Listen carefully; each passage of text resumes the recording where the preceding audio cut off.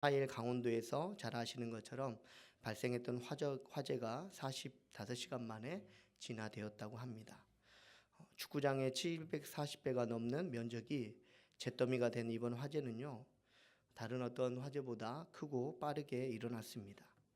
이처럼 재앙은요, 예고도 없이 급하고 또 강하게 찾아옵니다.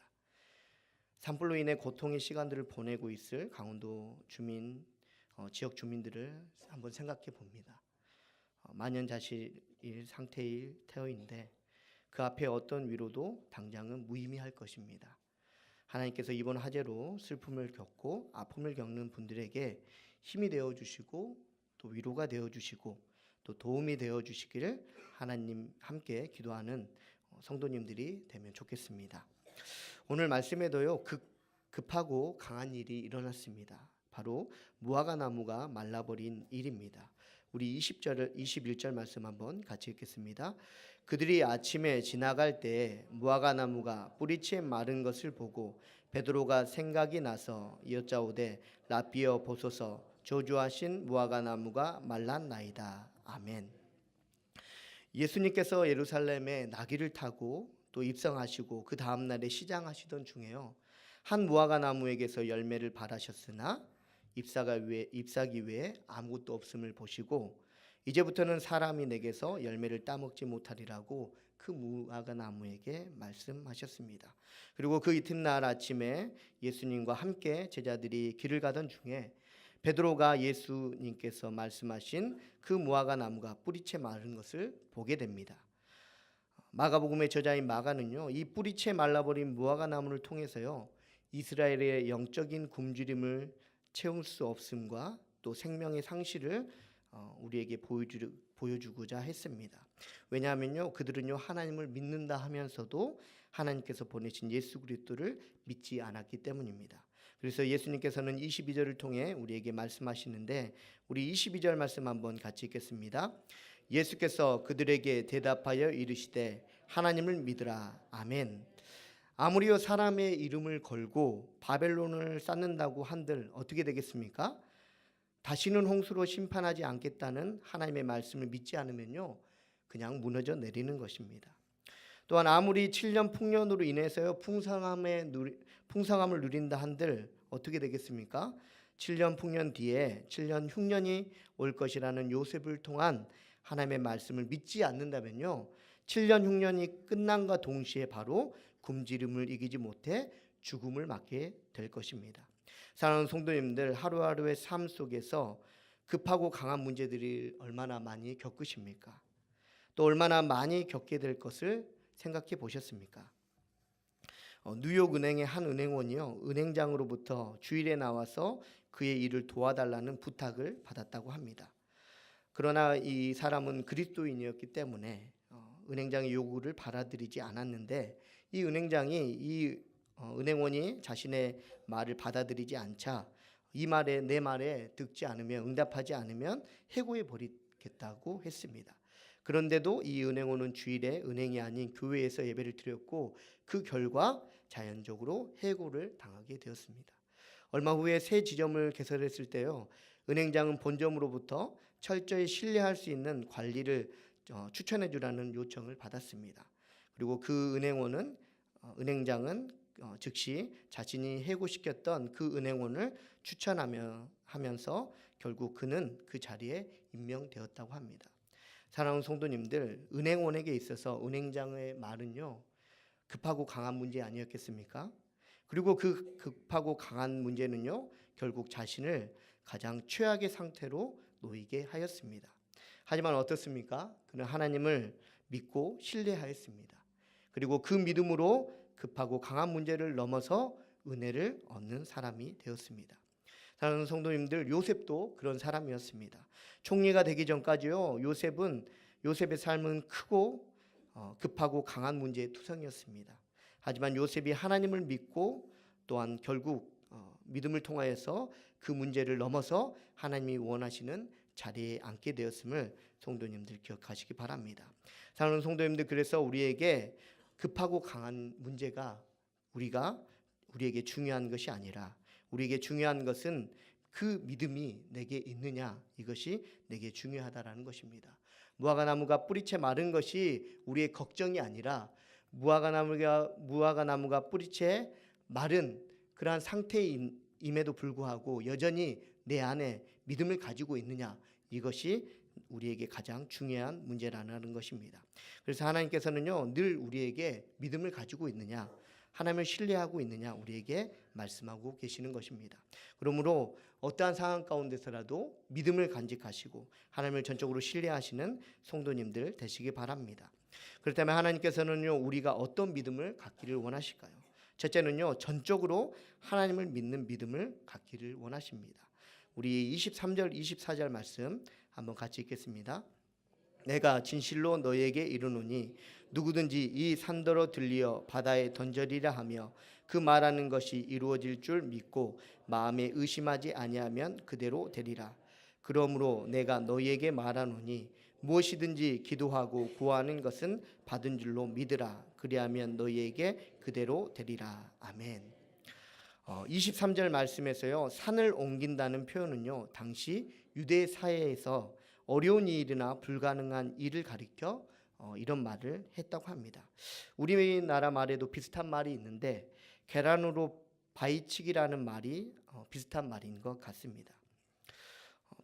계란으로 바위를 친다는 것은 어떤 일입니까? 그 자체는 무모한 일일 뿐만 아니라 불가능한 일입니다.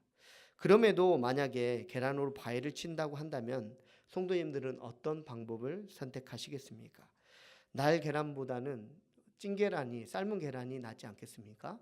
또 이왕이면 삶은 계란보다는 그 껍질에다가 뭔가를 더 단단한 것들을 싸가지고 바위에게 치는 것이 더 낫지 않겠습니까? 근데 그렇게 한들 바위가 계란에 의해서 부서질까요? 아니요, 절대 그렇지 않을 것입니다. 그렇게 몇백 번, 몇천 번씩 부딪히게 한들 바위는 절대 부서지지 않을 것입니다. 아니, 오히려 바위를 부수기 위해서는요, 우리가 계란을 어떻게 하는 것이 아니라 바위를 가지고 어떻게 하는 것이 더 빠릅니다. 차력사들이 차력을 하는 것을 보면요, 진짜로 하는 경우도 있지만 대부분 철이 아니라 잘 휘어지게 하는 어떤 것을 사용합니까? 구리를 사용합니다. 또 돌을 깨트리는데 어떻게 합니까? 미리 돌을 깨트려 놓고 돌을 깰 때도 있고, 또 송판 같은 것도 일부러 금을 내가지고, 톱으로 금을 내가지고, 실금을 내가지고 쉽게 부서지게 하는 것을 봅니다. 하지만 하나님 안에서는요, 그리고 또한 우리가 그러한 믿음을 가질 때 어떤 일이 일어나냐면 내가 구부리고자 하는 철이 구리로 바꾸는 은혜를 하나님께서 주실 줄 믿습니다. 내가 부수고자 하는 돌이요, 깨진 돌이고, 또 부수고자 하는 송판이 이미 금간 송판이 되게 하실 줄 믿습니다. 자, 성도님들, 말씀을 통해서 하나님께서는 우리에게 무엇을 말씀하시냐면요, 우리의 능력을 가지고 또한 그것에 믿음을 더해서 그것이 믿음이라고 말하는 것이 아니라 우리의 능력과 상관없이 하나님의 전적인 믿음을 신뢰하라고 우리에게 말씀하고 계십니다. 우리의 생각은요, 계란밖에 생각하지 못하는 것이 바로 우리의 모습입니다. 하지만 하나님을 향해서 믿음을 가질 때요, 우리는 이 계란에서의 생각을 벗어나서 바위를 어떻게 할까를 생각하게 되고, 또한 바위를 바꾸시는 그 하나님의 은혜를 누리게 된다는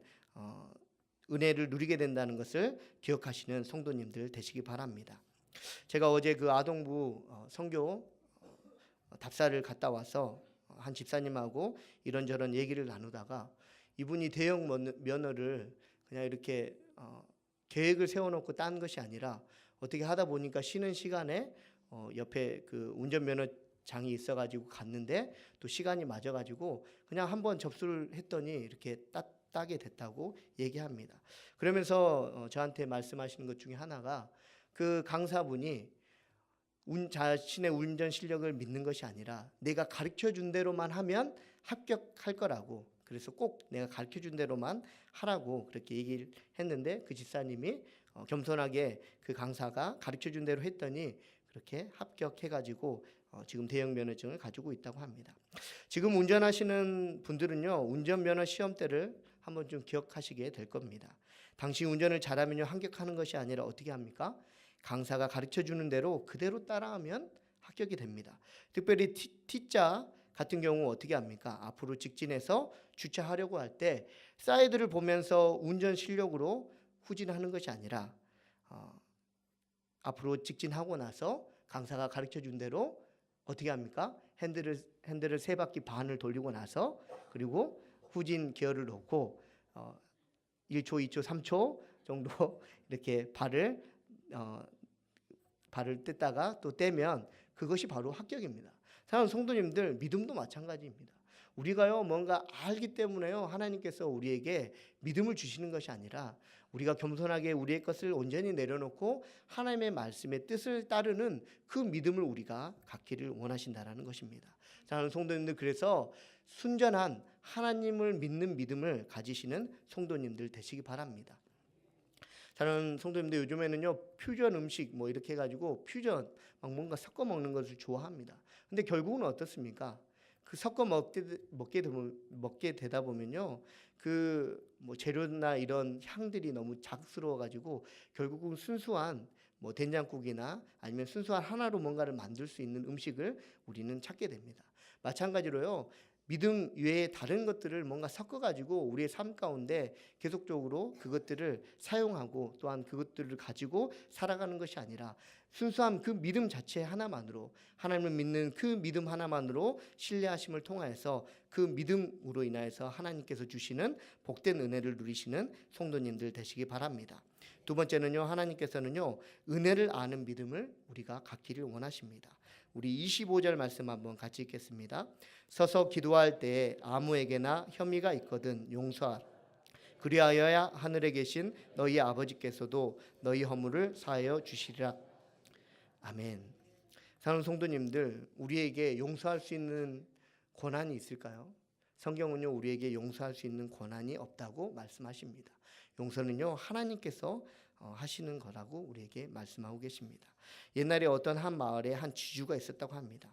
어느 날 그는요 금고에 넣어둔 보물을 도둑맞게 되었는데 그가 흥분한 나머지 자기가 거느리고 있던 종을 도둑놈으로 몰게 되었고 어떻게 하다가 그 종이 도둑임을 확실하게 여겨서 그 종의 손을 잘라가지고 그 종을 마을 밖으로 추방해 버렸다고 합니다. 그런데 그 후에 이 주인이 사냥을 하다가 밀림 속에서 길을 잃게 되었는데 그래서 도움을 구하려고 어느 초막에 갔다 보니까 자신이 그렇게 도둑으로 몰게 하고 손을 잘라서 마을에 추방했던 그 종이 그 집에서 나오는 것입니다. 그래서 이 주인이 순간 겁이 났습니다. 내가 저 사람에게 많은 해를 가졌는데 이 사람이 나를 행여 그것으로 인해서 해코지 하지 않을까라는 마음이 들었습니다. 그런데 이 종은요 오히려 그 주인을 웃으면서 맞이하면서 이렇게 말했다고 합니다. 나는 지금은 그리스도인이 되었습니다. 복수를 할까봐 겁내지 마십시오. 나는 나를 구원하신 예수 그리스도로부터 원수를 사랑하는 교훈을 받았다고 그렇게 말했다고 합니다. 사랑하는 성도님들, 우리가 용서할 수 있으면요 우리가 왜 용서할 수 있을까요? 그것은 바로 우리가 하나님을 통하여서 예수 그리스도의 그 사랑을 우리가 받았기 때문입니다. 사랑하는 성도님들, 사순절을 보내는 가운데 너무 힘들지 않으십니까?